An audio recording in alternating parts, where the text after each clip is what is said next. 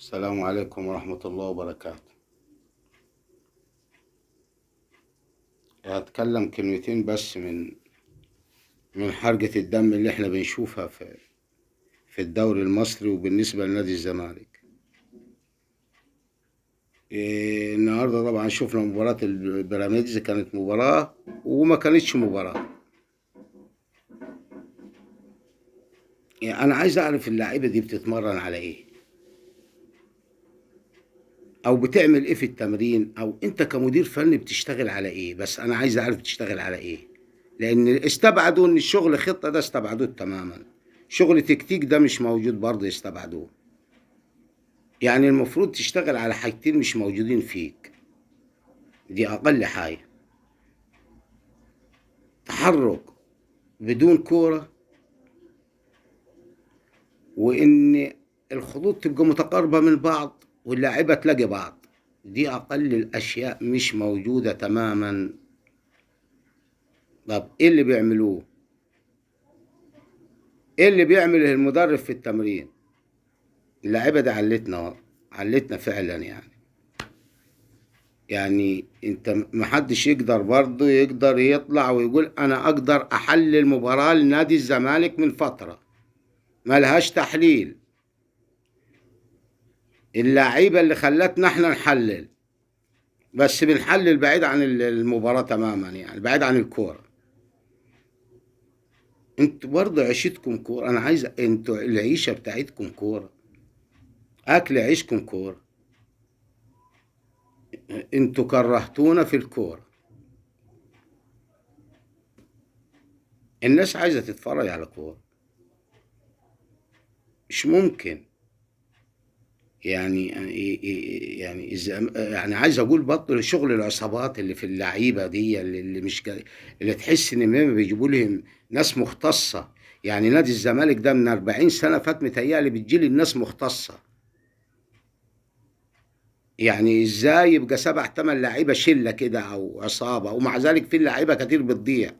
يعني انت عشان تجيب لعيبه كويسه من انديه تانية تبقى لعيبه كويسه وممتازه، بتضيع وسط اللعيبه دي.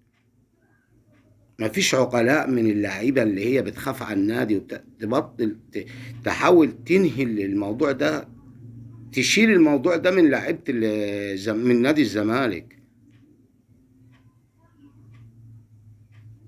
مش لاقي حاجة أتكلم فيها عن مش لاقي حاجة بصراحة خالص. هي أقل حاجة يعني إنك أنت تقدر كمدرب تشتغل عليها لما أنت مفيش لا تكتيك ولا خطة ولا طريقة ولا أي حاجة. ان مفيش تحرك للاعيبه من غير كرة في الملعب خالص. حتى على الاقل بيلاقوا حلول، بتقدر تخطف هدف، بتقدر ممكن تحلل فيه تتكلم فيه، تلاقي الخطوط قريبه من بعض. مفيش. ده اللاعب 15 متر 10 متر عن التاني. يعني اقل الاشياء اللي تعملها ممكن قسم ثالث مش موجوده في لعيبه الزمالك او نادي الزمالك.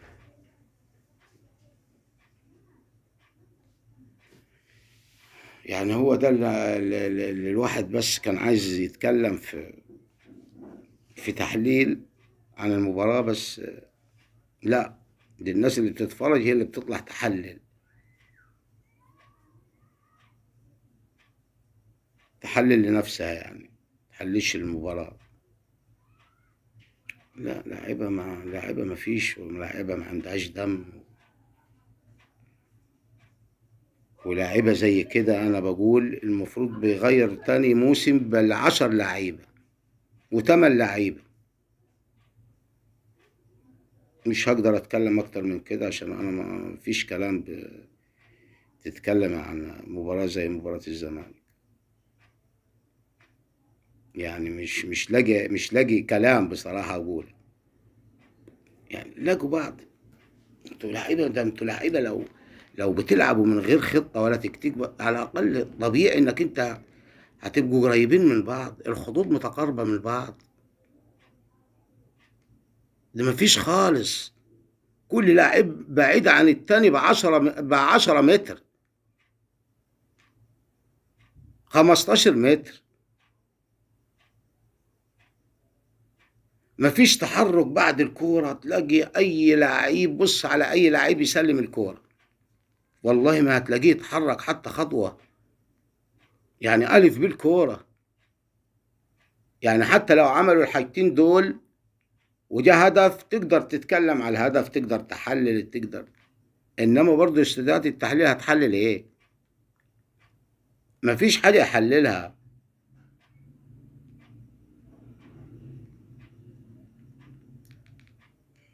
ف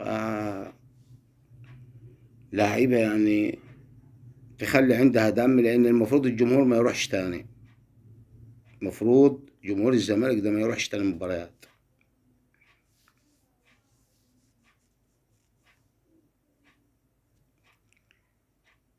مدرب بتعمل ايه؟ إيه شغلك؟ او ايه اللي انت بتشتغل عليه في التمرين؟ يعني حد يقول لي الراجل ده بيشتغل على ايه في التمرين مع اللعيبة؟ بس انا عايز اعرف حاجة واحدة. والله لو اشتغل على حاجة واحدة، لا كل مباراة هيكسبها. حاجة واحدة بس.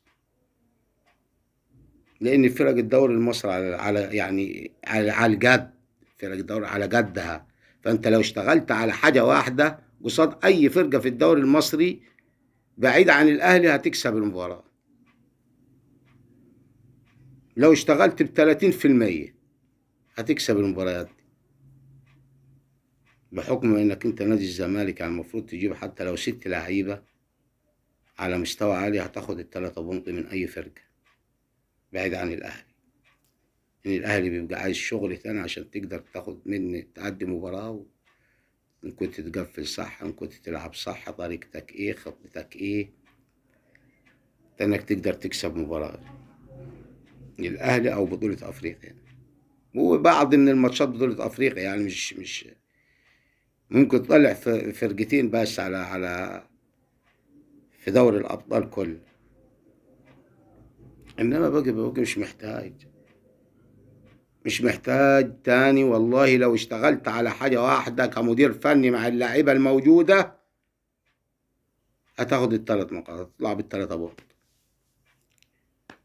انما محدش بيعرف يحلل للزمالك. من فترة اي مباراة الزمالك اللي بيحلل بيخلي الجمهور يحلل لنفسه.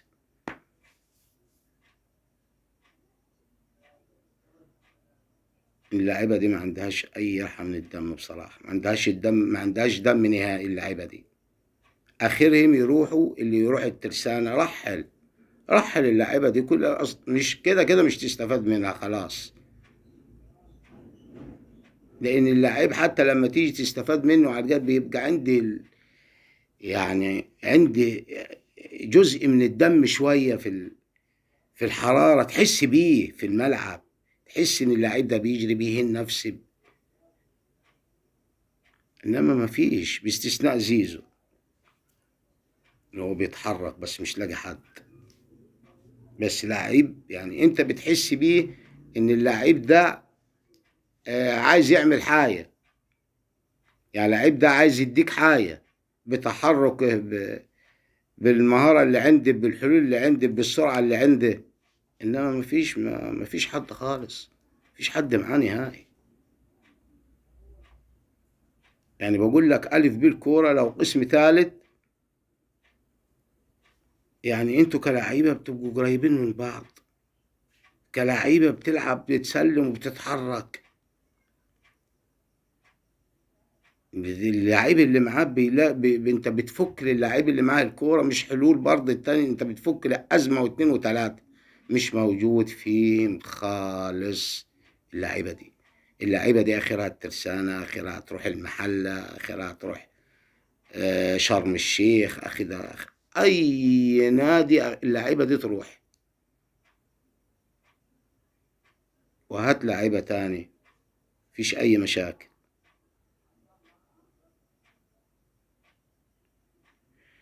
فأنا طالع وأنا بس يعني من إن أنا تعبت إن أنا تشوف مباراة للزمالك تاني. مش تبص على الدوري، تبص لي على مباراة تاني.